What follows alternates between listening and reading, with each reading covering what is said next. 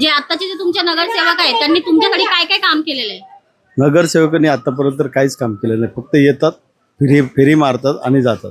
बाथरूमची अवस्था जर बघितली तुम्ही तर तुम्ही जाऊन बघा बाथरूमची अवस्था. त्यानंतर हे गटरामध्ये इथे पाणी साचतं, इथे पाणी साचतं, बुद्धविहार असतं, तरी पण बुद्धविहाराकडे पण लक्ष नाही आणि कोणत्याच धार्मिक स्थळावरती त्यांचं लक्ष नाही.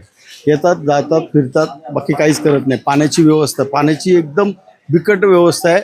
पाणी अक्षरशः गटरीतलं पाणी येतं आम्हाला, तरी पण त्यांचं काय लक्ष नाही.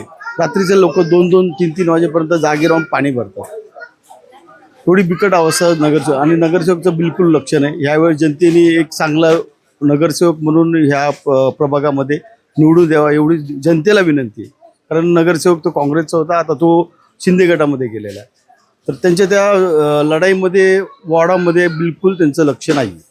मग तुम्ही कंप्लेंट का नाही करत सर्वांनी मिळून? सर्वांनी हंडा मोर्चा काढला तरी पण ते तोच प्रकार होतोय. एक 8 दिवस पाणी चांगलं येतं, त्यानंतर पुन्हा खराब होतं. नगरसेवकच्या ऑफिसवरती मोर्चे काढले, BMC मध्ये मोर्चे काढले, पण त्याचा काहीच उपयोग होत नाही. तुम्ही निवडून देताना प्रश्न विचारत नाही का तुम्ही आमच्यासाठी काय? आता आल्याच्या नंतर जनता विचारणारच आहे, आम्ही विचारणारच आहेत. आता ज्यावेळेस मतदान मागायला येतील त्यावेळेस आम्ही विचारणार की तुम्ही आतापर्यंत काय केलं. आता तुम्ही मतदान मागायला येता, ज्यावेळेस पाण्याची अवस्था होते, पाऊस जास्त झाल्याच्या नंतर पाणी भरतं, त्यावेळेस तुम्ही असता कुठे? एकतर ते स्थानिक नगरसेवक नाहीत, ते बाहेरचे नगरसेवक आहेत. तुम्ही यायला पाहिजे ना. बरोबर.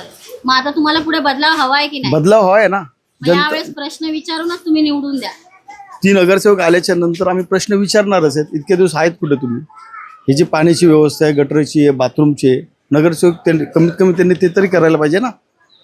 पण तुम्हाला सगळ्यांना एकत्र आल्याशिवाय ते तुमच्यावर काय उपायच नाही. जनता ह्यावेळेस बरोबर ज्याला निवडून द्यायचं तेवढा निवडून देणार आहे.